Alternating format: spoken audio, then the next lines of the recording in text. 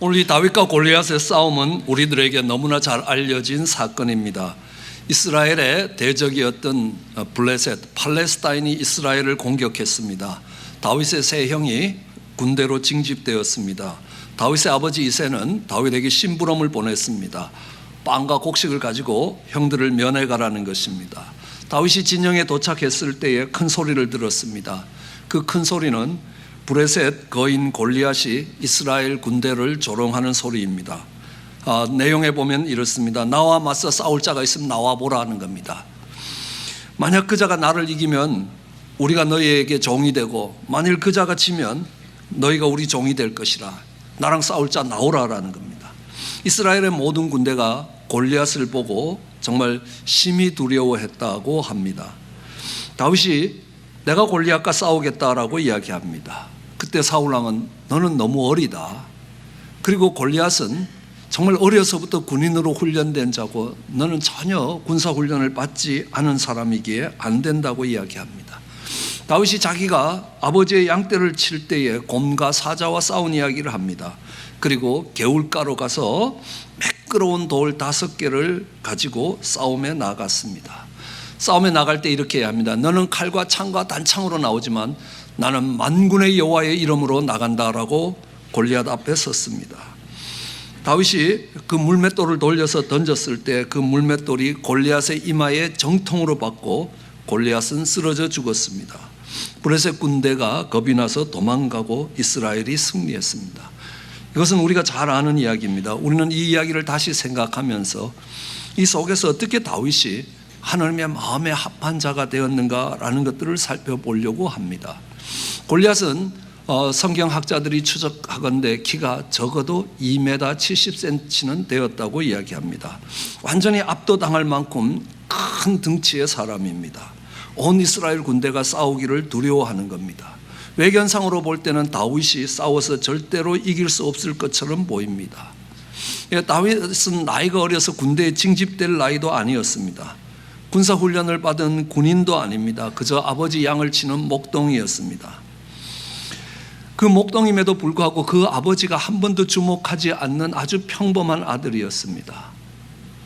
이새의 8아들 중에 이스라엘의 왕이 될 사람이 있다고 해서 사무엘이 찾아갔을 때에도 다윗의 아버지는 다윗을 양치로 보낼 만큼 절대로 쟤는 정말 이스라엘의 왕이 되고 지도자가 될 가능성이 없는 평범한 사람으로 취급받았습니다. 유명한 영성신학자 유진 피터슨이라는 사람은 사무엘서를 살펴보면서 이렇게 결론 내렸습니다. 다윗의 삶에는 한 번도 기적적인 역사가 없었다고 이야기합니다. 사울이나 사무엘의 시대에 전쟁할 때는 우박이 내리고 하나님이 개입하셔서 그 전쟁을 승리로 끌고 간 적이 있지만 다윗 때는 한 번도 그런 일이 없다는 겁니다. 다윗의 싸움과 수고에 의해서 이것이 승리로 이끌어졌다고 이야기합니다. 다윗이 골리앗과 싸우는 일은 굉장히 위험한 일입니다. 목숨을 걸어야 되는 일입니다. 그리고 어려워 보이는 일입니다. 더욱더 것은요, 꼭 싸워야 되는 게 아닙니다. 나는 아직 군대도 갈 나이가 아니었으니까 내가 감당해야 될 일이 아니라고 이야기하더라도 아무도 다윗을 비난할 사람이 없을 겁니다. 그렇지만 다윗은 스스로 그 위험한 일을 선택했습니다. 그런데 그 골리앗과 싸움은 평범했던 목동이었던 다윗의 삶을 완전히 다른 삶으로 바꿔놓는 계기가 되었습니다. 이 일로 다윗의 인생이 달라졌습니다. 아니, 인생이 달라진 것이 아니라 운명이 달라졌습니다.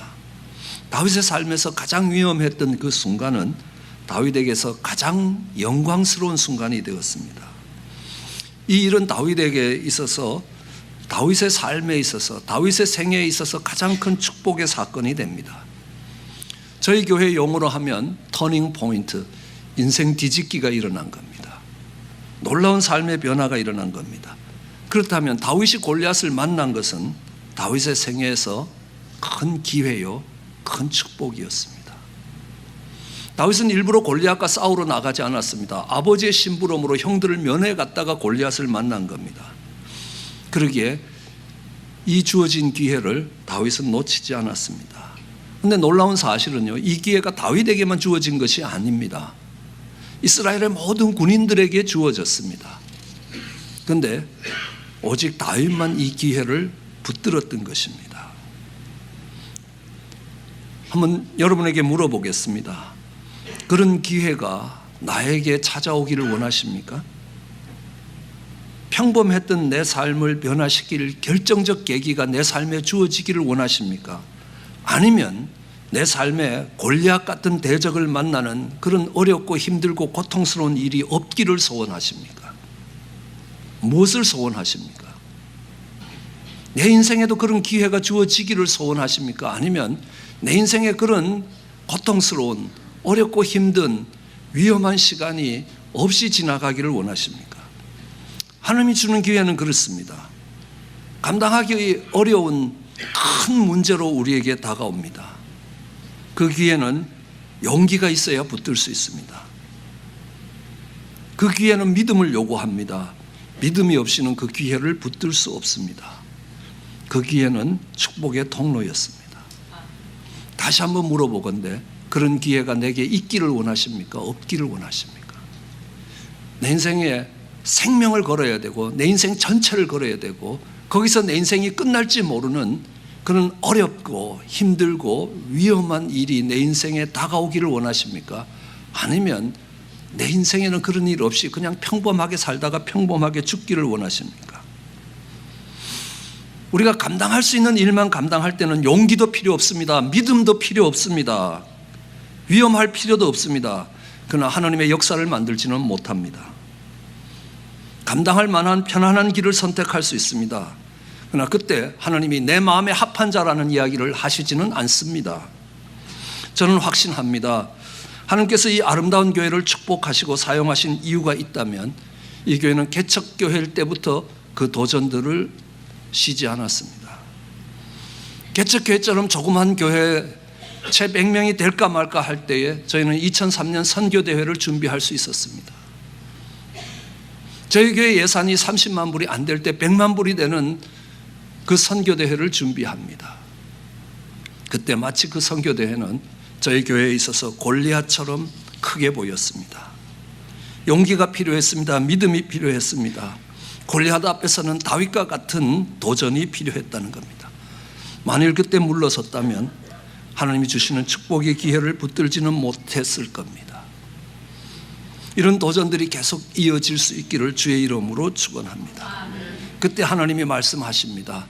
내 마음에 합한 교회라고, 내가 기뻐하는 교회라고, 하나님의 하나님 되심을 이 땅에 증거할 수 있는 교회입니다. 우리는 다윗이 골리앗과 싸우는 이 전쟁을 조금 더 다르게 해석해야 합니다. 우리가 다윗의 자리에 서서 골리앗과 싸우는 것이 아닙니다. 사실 이 다윗은 언제나 성경 속에서 예수 그리스도를 예표하고 있습니다. 예수님을 일컬을 때도 다윗의 아들 예수 그리스도라고 이야기합니다. 그럼 이 다윗이 예수님을 상징하고 있다면 골리앗 앞에 서는 것은 이 세상의 권세는 힘들고 어려운 일들을 감당하는 분은 예수님이시라는 겁니다. 우리는 어디에 있느냐? 이스라엘 군대라는 겁니다. 그 덩치 큰 골리앗을 보면서 두려워 떨고 있다가 다윗이 이기니까 승리의 함성을 부르는 것처럼 어둠의 권세에, 사단의 권세에, 세상의 권세에 눌려서 정말 이렇게 살다가 두려워하며 있다가 예수 그리스도의 승리를 보면서 외치는 자들이 우리라라는 겁니다. 그렇지만 오늘 이 다윗과 싸우는, 이 골리앗과 싸우는 다윗을 보면서 우리가 배워야 될 것이 있습니다. 어린 다윗이 스스로 선택해서 이 싸움에 들어가는 모습을 보면서 하나님이 우리에게 요구하고 계시는 것이 무엇인가를 찾기 원합니다. 우리는 다윗이 골리앗과 싸웠다는 것보다 더 소중한 가르침은 뭐냐면 다윗이 골리앗과 싸울 수 있는 이유가 뭐냐는 겁니다. 어떤 동기로 다윗은 골리앗 앞에 서느냐? 내 인생을 바꿔보겠다고 서는 것 아니라는 겁니다. 다윗이 골리앗과 싸웠던 이유가 있다면 하나님의 이름이 모욕되기 때문에 그랬습니다. 그 블레셋 장군이라고 이야기하는 골리앗이 하나님의 군대를 모욕했다는 겁니다. 이것은 곧바로 하나님을 모욕한 것이라는 겁니다. 그때 다윗은 분연히 일어났다는 겁니다. 저는 많은 분들이 자기를 모함하고 자기를 모욕하면요 화를 내는 걸 봤습니다. 그러나 하나님을 조롱하고 하나님 교회를 조롱하는데도 다윗처럼 일어나는 사람들이 없더라는 겁니다. 선교대를 준비할 때도 그랬습니다. 어느 날 LA에 가서 물건을 하나 사는데 앞에 오신 분들이 싸우기 시작합니다. 그랬더니만요 가게 주인이 나와서 뭐라고 하시는지 아십니까? 여기가 교회인 줄 알고 싸우냐는 겁니다. 얼마나 비통해졌는지 모릅니다. 하나님이 살아계신 하나님께서 그 이름을 두시려고 한 하나님의 교회가 세상에 이렇게 조롱거리가 돼도 되냐는 겁니다. 하나님의 교회가 뭔가 세상 가운데 어떤 아름다운 모습을 보이면서 그들이 그 조롱하는 말을 다시는 못하게 하는 겁니다. 이 할 리 없는 브레셋 백성이 누구간데 사시는 하나님의 군대를 모욕하느냐, 이것이 다윗이 싸운 이유였습니다. 하나님이 그 다윗을 얼마나 기뻐하셨는지 모릅니다. 내 마음에 합한 자라고 이야기하는 것, 하나님은 그 다윗이 하나님의 영광과 하나님의 이름을 위하여 목숨을 걸고 블레셋 앞에 섰습니다. 하나님 그 다윗을 귀하게 여기신 겁니다. 우리는 가끔 싸워야 할 전쟁이 있고 싸우지 말아야 할 전쟁이 있습니다. 아브라함과 롯이 삼촌과 조카가 함께 정말 한 들판에서 양떼를 쳤습니다. 하나님이 둘을 축복하셨습니다. 커졌습니다. 양떼들이 많아졌습니다. 양떼에 물을 먹이기 위하여 싸우기 시작합니다. 아브라함의 목자와 롯의 목자가 싸웁니다. 그때 아브라함이 이야기합니다. 정말 네가 동을 택하면 내가 서를 택하고 네가 서를 택하면 내가 동을 택할 테니 우리 헤어지자는 겁니다. 왜 헤어지자고 이야기하십니까? 네하고 나하고 싸우는 것이 하나님의 이름에 덕이 되지 않는다는 겁니다. 무엇을 갖고 싸우느냐는 겁니다. 이것이 하나님 이름에 영광이 되고 덕이 될 거냐 아니냐는 걸 갖고 싸웠습니다. 아브라함은 다 포기했습니다.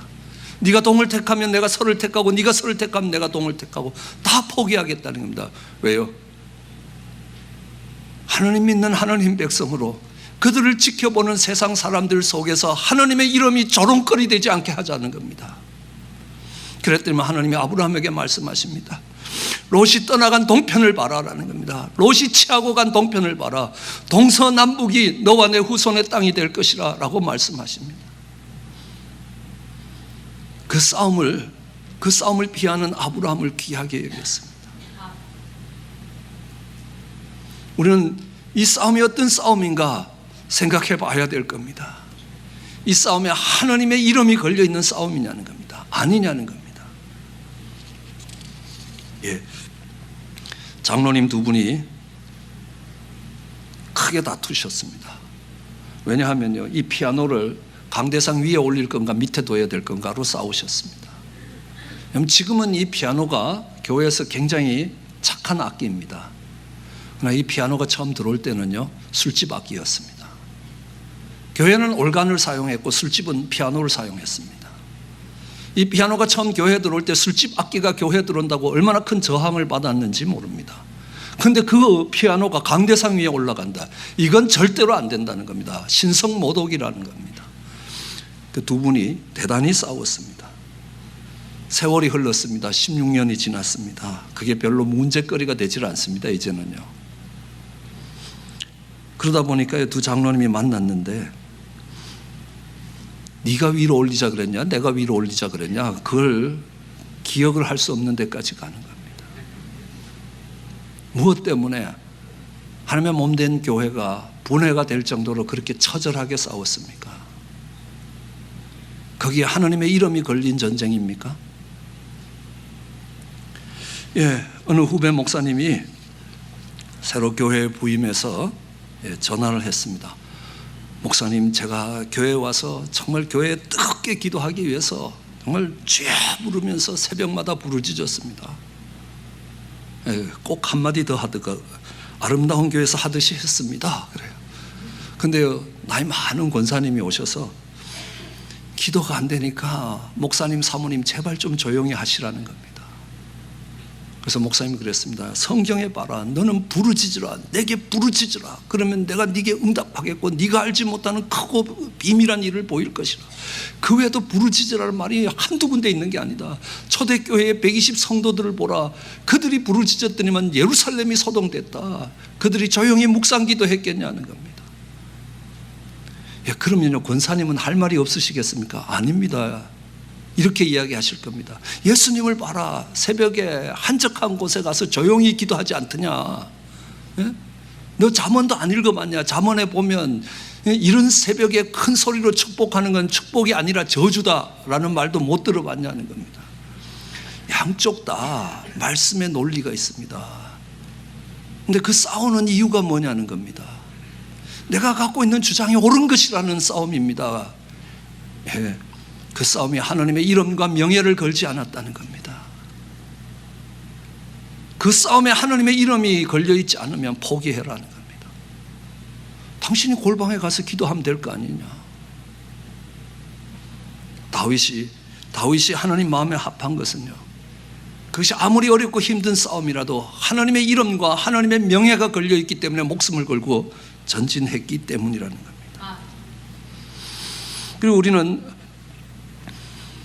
다윗의 싸움을 귀하게 여길 수 있는 것은요, 다윗은 초라한 자신을 보지 않았습니다. 그리고 정말 270cm가 되는 큰 골리앗을 보지도 않았습니다. 그는 하나님을 바라봤습니다. 때로는 우리 자신을 보면 얼마나 좌절이 되고 얼마나 절망이 되는지 모릅니다. 한심하기 그지없습니다. 내가 믿음의 사람이라고 하면서 두 주먹 쥐고 달려와도 뒤돌아보면 걸음마다 자욱마다 다 죄뿐인 사람이라는, 하나님 앞에 설 때에 얼마나 부끄러운 인생으로 서는지 모릅니다. 다윗이라고 그런 부끄러움이 없었던 사람 아니지 않습니까? 다른 어떤 사람보다 더 많은 부끄러움을 갖고 있었던 사람입니다. 자신을 바라볼 때 얼마나 초라해지는지. 그러나 자신을 보지 않았습니다. 왜냐고요? 우리 하나님은 약한 자를 들어서 하나님의 하나님 되심을 보여주시는 겁니다. 우리의 문제가 커 보이지 않았습니다. 다윗이 부딪혔던 골리앗이 커 보인 거 아닙니다. 우리 하나님은 그보다 더 크시다는 겁니다. 그가 자신의 초라함과 부족함과 허물진 것들을 안고 그가 부딪히는 대적의 정말 강함과 큰 것을 알고도 좌절하고 절망하고 포기하지 않을 수 있었던 이유가 있다면 그 눈이 하나님을 바라봤기 때문입니다. 하나님을 의뢰했기 때문입니다. 보십시오. 우리 하나님은 그러셨습니다. 하나님이 이스라엘 백성들을 택하셔서 430년 동안 종살이 하던 이집트에서 끄집어내서 광야를 지나서 가나안 땅으로 인도해 가셨습니다. 그럼 하나님께서 왜 이스라엘 백성들을 택하셨겠습니까? 이스라엘 백성들이 탁월해서가 아니라는 겁니다. 신명기 7장 7절에 보면 이스라엘 백성들이 세계 모든 민족 중에 제일 못난 민족이었기 때문에 제일 작은 민족이었고 제일 목이 곧은 백성이었다는 겁니다. 절대로 하나님 말씀 안 듣는 목이 곧은 백성이었습니다. 그랬기 때문에 하나님이 택하셨습니다. 그래서 그 연약한 자를 들어 쓰시는 하나님이 얼마나 강하신 분인가를 그 민족을 통해서 보여주고 계시는 겁니다. 하나님의 사랑이 얼마나 큰 것인가, 그 패역된 백성들을 그 2000년 동안 종살이를 하면서도 포기하지 않으시는 그 하나님의 사랑을 그 민족을 통해서 보여주고 계시는 겁니다. 오늘 이 전쟁에서 하나님의 하나님 되심을 보이기 위하여 정말 다윗이 그 앞에 섰을 때 아무리 그가 초라한 자다 할지라도, 아무리 부족한 자고 아무리 허물진 자라 할지라도 하나님 이름을 갖고 그게 섰을 때, 하나님을 바라보며 섰을 때 하나님이 정말 기뻐하실 거 아닙니까? 골리앗을 이길 수 있는 능력이 하나님께 있었고 그 능력을 다윗에게 주실 수 있는 하나님이셨습니다. 그런데요, 다윗처럼 일어나는 사람이 없다는 겁니다. 그 많은 이스라엘 군대 중에 다윗처럼 일어나는 사람이 없는 겁니다. 그때 이새를 통해서 다윗을 그 현장으로 불러오신 분이 하나님이시라는 겁니다. 군대도 못 갈 어린 나위지만 감당하겠노라고 일어섰습니다. 하나님이 그 종을 통하여 영광을 받으신 줄 압니다. 왜요? 그가 하나님을 바라봤기 때문입니다. 다윗이 이 골리앗 앞에 서서 골리앗을 이길 수 있었던 이유가 있다면 그가 아버지가 보낸 들판에서 열심히 훈련받았기 때문입니다. 어느 날 하루아침에 큰 믿음을 가지고 정말 도저히 우리의 능력으로 감당하지 못할 일에 헌신하는 것 불가능합니다. 내가 열심히 살다가 이제 은퇴한 쯤 돼서 내 인생 전체를 하나님께 드릴 것이다, 그 말에 하나님은 안 썩는다는 겁니다. 드릴 수도 없습니다. 왜냐하면 매일매일 삶 속에 그 훈련이 되지 않는 사람은 그 결정적인 순간에 그렇게 움직여 갈 수가 없기 때문이라는 겁니다. 다윗은 물맷돌로 열심히 훈련했습니다. 시간이 있을 때 하나님을 찬양했습니다. 그 말이 무슨 말입니까? 다윗의 눈이 하나님을 바라보고 살았다는 이야기입니다. 비록 내가 정말 양치는 자가 있고 일꾼이 많아도 어떤 이유인지 우리 아버지가 나를 이 들판에 보내서 이 천한 일을 시킬 때도 그가 하나님을 바라보면서 노래할 수 있었던 겁니다. 그랬기에 골리앗 앞에서도 하나님을 바라볼 수 있었던 것입니다. 그리고 그는 열심히 물맷돌 던질 준비를 하는 겁니다. 처음에는 조그만 늑대나 이런 것들이 와서 양을 잡아갔겠죠. 물맷돌로 맞추니까 그거는 한 방 맞고 그냥 한 방에 떨어지는 겁니다. 그 다음에는 곰이 오는 겁니다. 이게 덩치는 큰데요, 미련하기 그지없는 겁니다.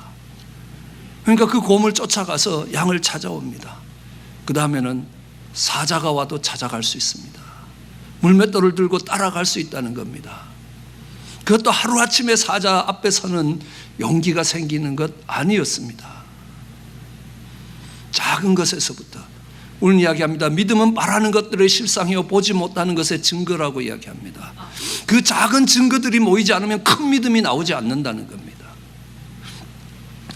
어떤 분은 이렇게 이야기합니다. 하나님께서 역사하지 않으셨다면 다윗의 물맷돌이 골리앗의 이마에 정확히 맞아 떨어지지 못했을 것이다.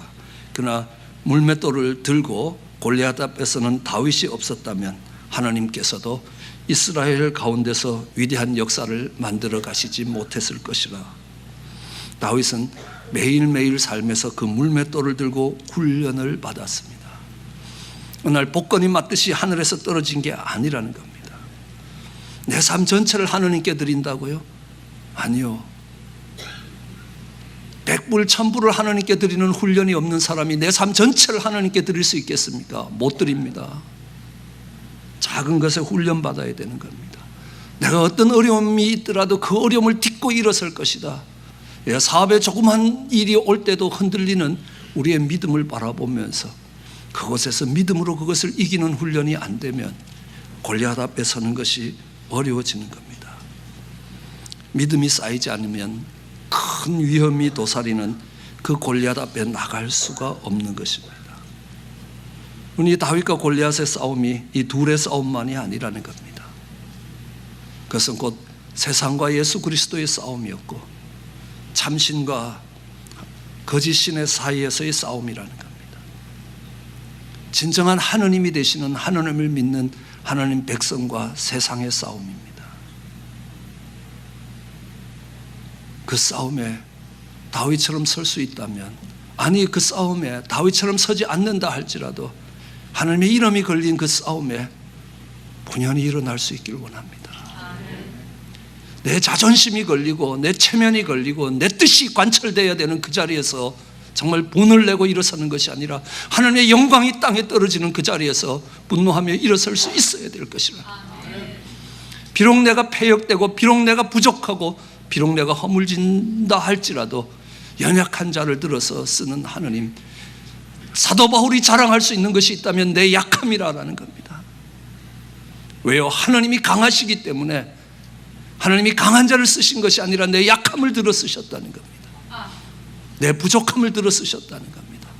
자신을 보고 좌절하고 절망하지도 않고 문제를 보고 포기하지도 않았다는 겁니다. 하나님이 하실 것이라는 겁니다. 그 믿음의 싸움들을 싸워갈 때 하나님이 말씀하실 겁니다. 내 마음에 합한 자라는 겁니다. 그 문제들이 내 인생의 가장 고통스러운 문제가 내 인생의 가장 축복된 사건으로 바뀌어지는 역사가 있을 것입니다. 그런 싸움에 승리하며 내 마음에 합한 자라 하시는 하나님의 축복을 받는 우리 모두가 되기를 주의 이름으로 다시 한번 축원합니다.